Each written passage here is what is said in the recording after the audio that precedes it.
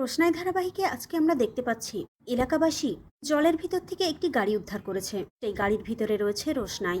রোশনাইকে উপরে তুলে সবাই বোঝার চেষ্টা করছে মেয়েটি বেঁচে আছে নাকি মরে গিয়েছে।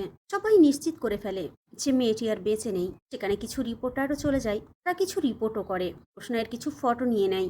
সেখানে এক সাধু বাবাকে দেখা যাচ্ছে। কিছু লোকজন বলছে, কোথায় বাড়ি মেয়েটার, কেনই বা এমন হলো? সাধু বাবা বলছে, এত অল্প বয়সে কোন মায়ের কোল খালি হলো জানি না। একজন সাধু বাবাকে বলছে, সাধু বাবা আপনি তো মৃত মানুষকেও জীবিত করতে পারেন। সাধু বাবা বলে, আমি তো মানুষ, মৃতকে জীবিত করতে পারে একজনই, তিনি হলেন আমাদের ঈশ্বর।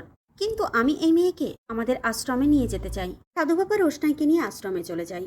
এরই মধ্যে রোশনাইয়ের মরার খবর টিভি চ্যানেলে দেখাতে শুরু করে দেয়। এদিকে আরণ্যকদের বাড়িতে আরণ্যক তো সুরঙ্গমাকে দোষী করছে রোশনাই মিসিং হওয়ার কারণে। আরণ্যকের ধারণা সুরঙ্গমা আর রাজেশ মিলে প্ল্যান করে হয়তো রোশনাইকে তারা অন্য কোথাও নিয়ে গিয়েছে।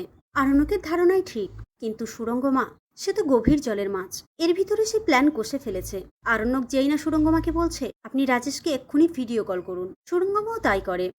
ভিডিও কল রিসিভ করার পর রাজেশ উপাস থেকে এমন ভান করছে যেন সে কিছুই জানে না। সে সুরঙ্গমাকে বলছে, হ্যাঁ সুরঙ্গমা ম্যাডাম বলুন, অনেকদিন পরে ফোন করলেন, এমনই আর কি, যেন সে কিছুই জানে না, বোঝে না। সুরঙ্গমাও এদিকে প্রমাণ দিতে চাইছে যে দেখেছো, রাজেশ তো এখন কলকাতাতে নেই, তাহলে ও কিভাবে রোশনাইয়ের ক্ষতি করবে। এই মাঝে হঠাৎ করে ছোটুর মোবাইলে একটি নোটিফিকেশন আসে। নোটিফিকেশন অন করতেই ছোটু দেখতে পাই একটি লোক খবর পড়ছে। তারা বলছে একটি মেয়েকে জলের ভিতর থেকে উদ্ধার করা হয়েছে, মেয়েটি মারা গিয়েছে। রোশনাইয়ের ছবিও দেখানো হয়। এটা দেখে সবাই তো তাজ্জব হয়ে যায়। আরণ্যক চিৎকার করে ওঠে, পরিমাকে বলে, তুমি করেছো এই সব, তুমি আর তোমার মা মিলে রোশনাইকে মেরেছ। ছোটু, রোশনাইকে আমি বড্ড ভালোবাসি, আমি অনেক ভালোবাসি রোশনাইকে। আরণ্যকের কান্না থামাতে পারছে না কেউ। গরিমা আরণ্যকের হাত ধরে বলছে, আরণ্যক আমি কিচ্ছু করিনি, তুমি প্লিজ আমাকে বিশ্বাস করো। তারপরে আরণ্যক ছোটু মিলে পুলিশের কাছে যায় রিপোর্ট করতে, সাথে লালনও আছে। পুলিশ খতিয়ে দেখবে বিষয়টা, এরকম বলেছে। তারপর পুলিশ জানতে চায় যে কোন চ্যানেল থেকে খবরটা ছাড়া হয়েছে। সেই অনুযায়ী পুলিশ তদন্ত করে এবং যে লোক দুটো রিপোর্ট করেছে তাদের খবরও পেয়ে যায়।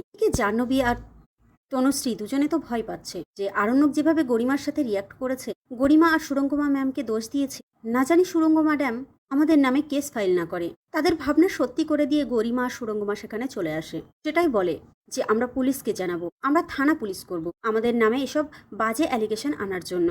তনুশ্রী আর জাহ্নবী তাদেরকে বোঝাতে থাকে যে আরণ্যক রাগের মাথায় বলে ফেলেছে। গরিমা বলে, আন্টি আরণ্যক না হয় রাগের মাথায় এগুলো বলে ফেলেছে, কিন্তু ও যে নিজে মুখে বলেছে ও রোশনাইকে ভালোবাসে, এটা তো আর মিথ্যে নয়। এরই মধ্যে সেই রিপোর্টার দুটো জানতে পারে যে তাদেরকে পুলিশ খুঁজছে। তারা ডিসিশন নিয়ে ফেলে তারা আর কলকাতায় থাকবে না, তারা অন্য কোথাও পালিয়ে যাবে।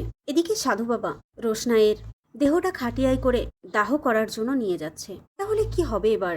রোশনাই কি সত্যি সত্যি আরণ্যককে ছেড়ে পরকালের উদ্দেশ্যে পাড়ি জমাবে, নাকি আবারও বেঁচে ফিরে সুরঙ্গমা আর রাজেশকে উচিত শিক্ষা দেবে? তোমরা কোনটা চাও? তাড়াতাড়ি কমেন্ট করে জানিয়ে দাও তোমাদের মতামত।